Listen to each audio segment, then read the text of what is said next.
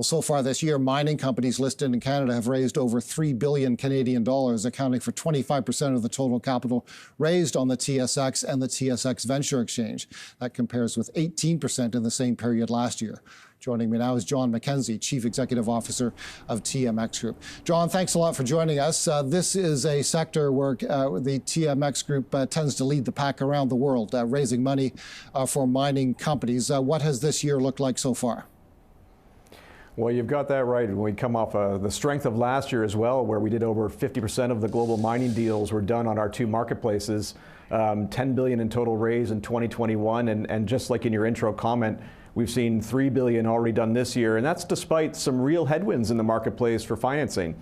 I think overall financing on the markets is down about 50% year over year. But as you said, in that sector of mining, because of that increasing demand for things like critical minerals, we're seeing strength across that sector, and it's the largest the capital raise across any of our sectors we've seen so far in 2022. What would you consider critical minerals, or how are you using that phrase? Are you talking about things like lithium? Yeah, we're very much thinking about all the minerals that are associated with green energy transition, with batteries, battery companies.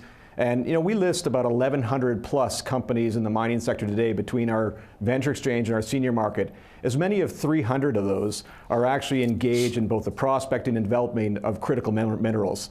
And this is an area that I think we're just going to see more demand, because the needs to support batteries for electric cars and other parts of green energy transition is still in the early stages. And we don't have the resource capacity to support it without more development. The price of copper has eroded badly in the past 3 or 4 weeks or so. Is that a headwind at all? Copper, as you know, is often considered a bellwether of things to come, particularly economic growth around the world.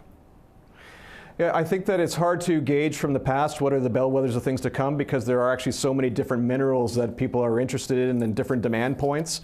So I look at the overall sector and the overall long-term demand curves for these minerals.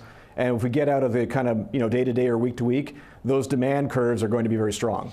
And so the other side of capital raising, of course, is that there needs to be a significant investor appetite for the shares that are being put on the market by these companies. You see that as well, do you?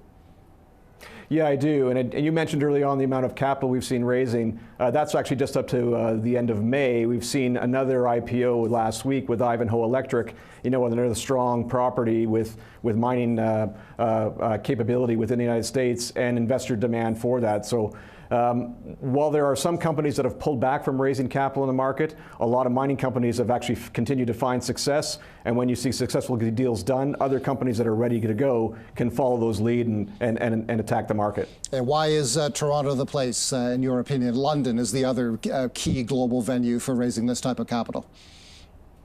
Yeah, you remember that what Toronto has, though, is very unique in the world, because we have that two-tier ecosystem of both the venture exchange and the senior exchange, which allows us to help companies go public at a very early stage. Often they are pre-revenue, they're exploration companies, and no other market in the world does that as well as what we do in Canada.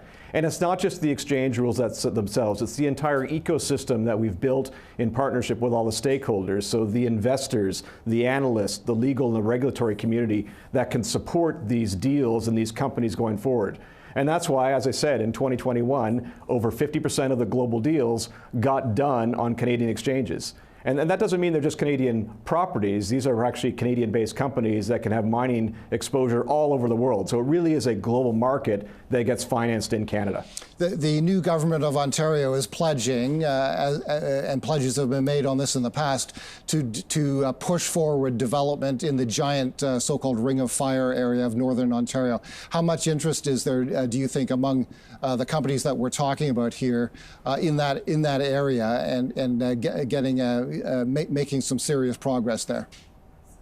Well, this is a really positive development, and there's a lot of interest in our companies. We were able to actually use our site behind us to host the finance minister and a number of companies representing the sector just a couple of months ago to talk about what do they need to be successfully developing in this area. And that's actually one of our roles as an exchange, is to actually help foster and support these businesses by getting the message out in terms of what they need to be successful. And the three things that our issuers talked about that I know the government heard was, we need regulatory certainty to get these projects off the ground. We need meaningful consultation with indigenous and local communities in order to move projects forward. And we need infrastructure. So particularly around Ring of Fire, we need infrastructure to support development in that region. And so those are messages I know the government heard, and I'm happy that we can use our role as a marketplace to help bring those stakeholders together to have those conversations. Okay, you referred early in the conversation to headwinds around raising capital. Of course, you're referring, I'm sure, to the state of equity markets around the world, which is pretty ugly. What are we seeing in other sectors of the economy in terms of companies coming to market to raise funds? Well, one of the unique things about our marketplace, and I will always encourage people to have a look, not just at the big board, but look what's happening on the venture exchange. Yes, that we've seen that pullback in financing on the senior market, particularly around tech names and tech issues.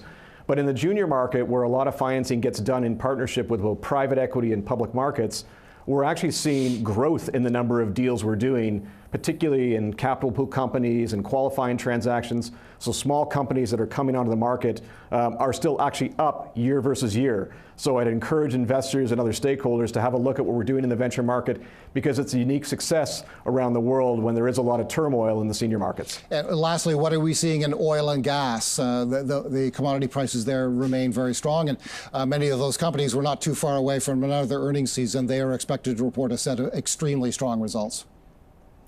Yeah, very positive from a return standpoint of those companies. I think you still are seeing a lot of companies that are hesitant to invest in terms of expansion. And that's something that we would like to see addressed in the future. It goes back to that piece, the same thing around resources and minerals. Companies need to have certainty that they can expand and grow for capital to be attracted to the sector. So we're seeing strong performance from the companies, but we're still seeing limited amount of new capital going into that sector, and that's something we'd like to see change in the future. John McKenzie.